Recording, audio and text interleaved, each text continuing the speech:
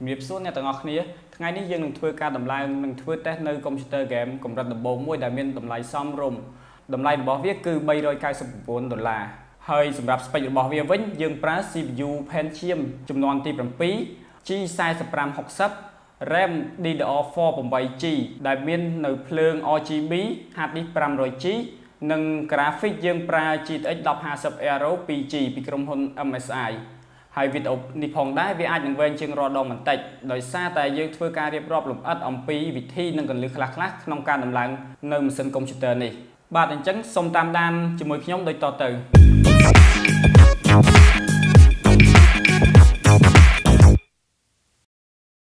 ឧបករណ៍ដែលយើងប្រើសម្រាប់ដំឡើងម៉ាស៊ីនរួមមានទូលវីតកាប់ខ្សែថាយដើម្បីចងខ្សែឲ្យមានរបៀបរៀបរយ Mainboard ដែលយើងជ្រើសរើសយកមកដំឡើងម៉ាស៊ីនហ្គេមនេះយើងរើសយកប្រភេទ MSI X110 Pro VD Plus ហើយនេះគឺជា Mainboard backplate SATA ចំនួន2 CD driver ហើយនិងសៀវភៅណែនាំឥឡូវយើងធ្វើការដាក់ CPU ចូលទៅក្នុង Mainboard ហើយយើងប្រយ័ត្នឲ្យបានច្បាស់នៅលើ Mainboard នៅចំពោះមជ្ឈុលតូចៗនៅក្នុងនេះនៅពេលដែលយើងប៉ះវាអាចនឹងវាអាចធ្វើឲ្យ mainboard យើងដើរមិនស្រួលឬក៏អាចខូចតែម្ដងហើយ CPU ដែលយើងយកមកធ្វើការដំឡើងនេះគឺប្រភេទពួក Pentium G4560 ដែលវាមាន2ខ4ស្រៀតខាច់3មេហើយ CPU នេះវាខ្សោយជាងប្រភេទពួក Core i3 បន្តិចត្រង់ frequency វាបានត្រឹម 3.6 GHz ប៉ុណ្ណោះឯ Core i3 វាបានដល់ 3.9 GHzតែតម្លៃសម្រាប់ CPU នេះវិញថោកជាង Core i3 ឆ្ងាយត្រឹមតែ$75ប៉ុណ្ណោះឯ CPU Core i3 តម្លៃវារហូតទៅដល់$119ឯណោះក្នុងការដាក់ CPU ចូលក្នុង Mainboard យើងត្រូវមើលឲ្យបានច្បាស់ទៅនឹងគែមទូចៗចំនួន2នេះនៃ CPU ហើយនឹងគែមតូចៗនៅតាក់ទងនៅលើ Mainboard ហើយយើងដាក់វាឲ្យបានត្រឹមត្រូវប្រសិនបើយើងដាក់មិនបានត្រឹមត្រូវទេវាអាចវាចមជ្ឈុលតូចៗនៅក្នុង Mainboard អាចធ្វើឲ្យ Mainboard ខូចតែម្ដងបន្ទាប់មកយើងបិទស្ទះនេះជាការស្រេចហើយបន្ទាប់មកយើងជ្រើសរើសប្រភេទ Fan K3 អានេះគឺជាប្រភេទ Fan CPU ដែលមានស្ពាន់ចំនួន2ហើយកង្ហាលរបស់វាគឺ9 cm ដែលមានភ្លើងពណ៌ខៀវហើយបន្ទាប់មកយើងត្រូវការដាក់ជើងកង្ហាល CPU ចូលជាមុនសិនកង្ហាល CPU ចូល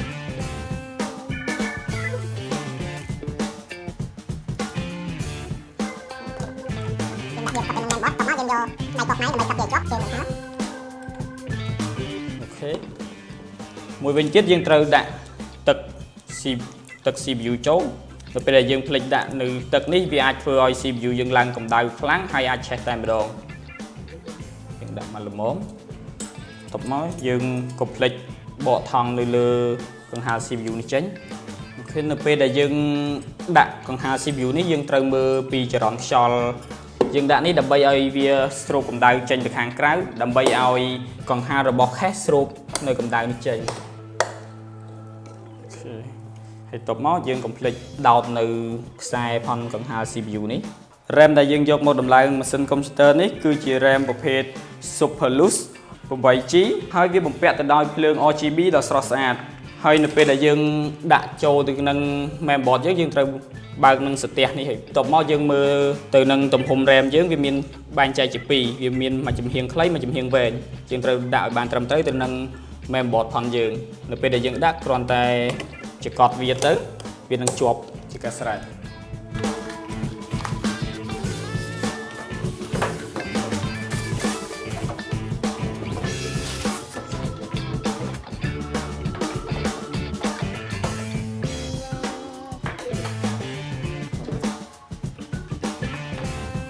ហើយប្រភេទ power ដែលយើងយកមកដំឡើងនេះគឺប្រភេទ power iGo G2 ដែលមានទំហំ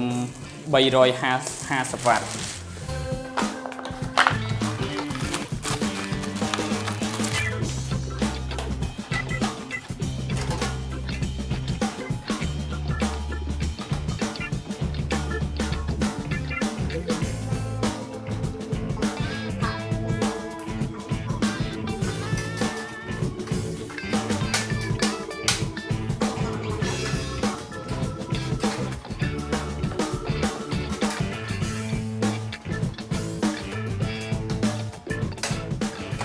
ធ្វើការចាប់កង្ហារ test ចូលនៅក្នុង test របស់យើងជាទូទៅផ្នែកខាងមុខវាស្រូបខ្យល់ត្រជាក់ចូលទៅខាងក្នុង test ឯផ្នែកខាងក្រោយនិងផ្នែកខាងលើវាបឺតនៅខ្យល់ក្តៅចេញទៅខាងក្រៅ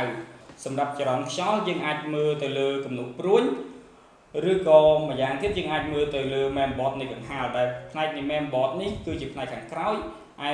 មួយជំហានទៀតគឺផ្នែកខាងមុខភាគច្រើនខ្យល់វាចូលមកពីខាងមុខចេញទៅខាងក្រោយហើយសម្រាប់ test យើងនេះដែរយើងប្រើកង្ហារចំនួន3ដែល12សង់ទីម៉ែត្រចំនួន2នេះយើងដាក់នៅខាងផ្ទៃខាងមុខនៃ test ឯ9សង់ទីម៉ែត្រទៅយើងដាក់នៅខាងក្រោយដើម្បីបើកខ្យល់ក្តៅចេញខាងក្រៅ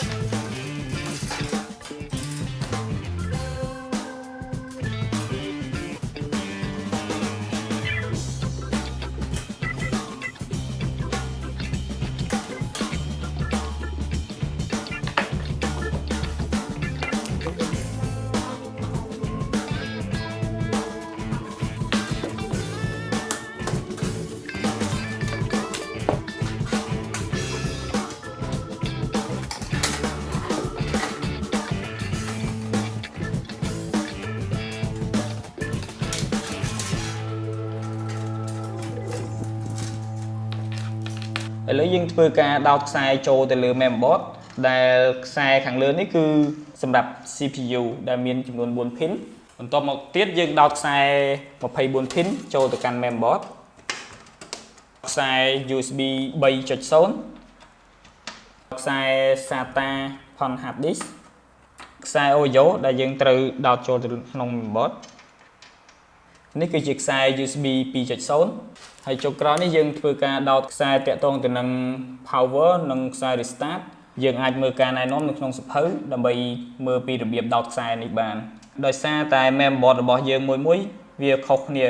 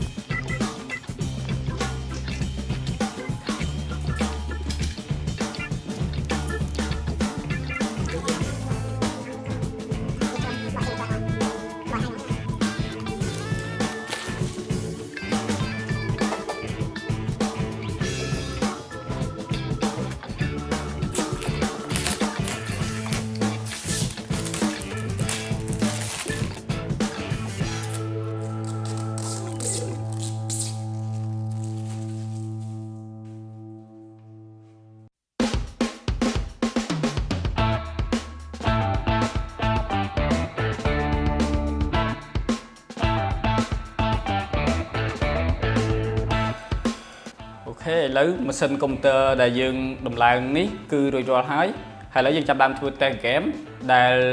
ក្នុងការធ្វើ test នេះយើងជ្រើសរើសយក monitor ប្រភេទ AOC model i2280 ដែលមានទំហំអេក្រង់ 21.5 inch Full HD មាន IPS ហើយតម្លៃរបស់វាគឺត្រឹមតែ$109ប៉ុណ្ណោះហើយសម្រាប់ accessory វិញយើងជ្រើសរើសយកប្រភេទ Retragon S103ដែលមានភ្ជាប់ជាមួយនឹង keyboard mousepad ហើយនឹងកាសដែលតម្លៃមួយឈុតនេះគឺត្រឹមតែ$29ប៉ុណ្ណោះឥឡូវយើងចាប់ផ្ដើមធ្វើការ test game ដែល game ទី1របស់យើងគឺ Call of Duty Black Ops 3 ដែល setting របស់វាយើងរើសយក screen resolution រហូតដល់ 18 ហើយ advanced mode យើងយក texture ដល់ high ហើយ shadow ដល់ high ហើយ frame ដែលយើងទទួលបានជាមធ្យមវាបាន 52 ទៅ 53 ហើយខ្ពស់បំផុតវាអាចឡើងទៅដល់ 60 frame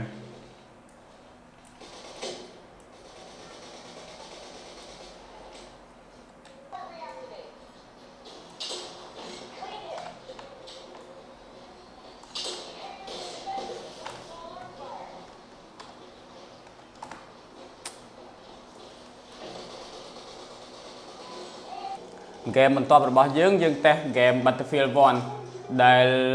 resolution របស់វាយើងជ្រើសរើសយក Full HD 18 ហើយ Advanced Mode យើងរើសដល់កម្រិត High ហើយដែល frame របស់វាអាចឡើងទៅដល់ជាមធ្យមវាបានព្រម55ទៅ56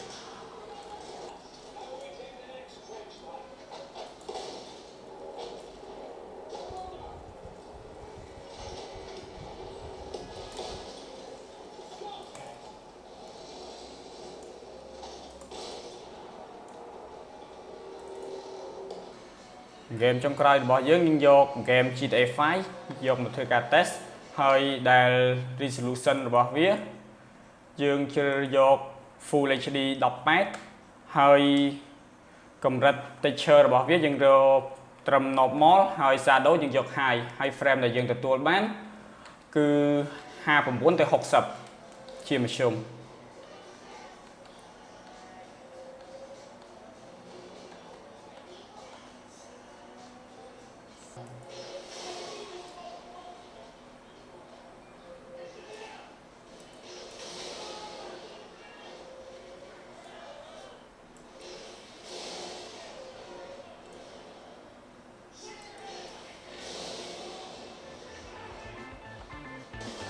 វីដេអូយើងត្រូវបានបញ្ចប់ត្រឹមនេះហើយសូមអរគុណអ្នកទាំងអស់គ្នាដែលបានតាមដាននៅវីដេអូនេះតាំងពីដើមរហូតដល់ចប់យើងនឹងសន្យានឹងជួបគ្នានៅឱកាសក្រោយទៀតសូមអរគុណសូមជម្រាបលា